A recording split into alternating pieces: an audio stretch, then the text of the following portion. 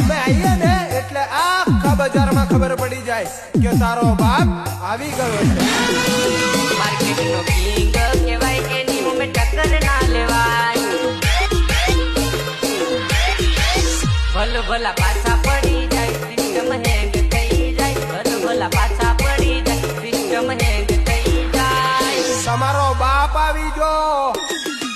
બાપ તો બાપ કહેવાય એની ઉમે ટક્કર ના લેવાય। બાપ તો બાપ કહેવાય એની હોમું ના પડાય। માર્કેટનો કિંગ કહેવાય એની ઉમે ટક્કર ના લેવાય।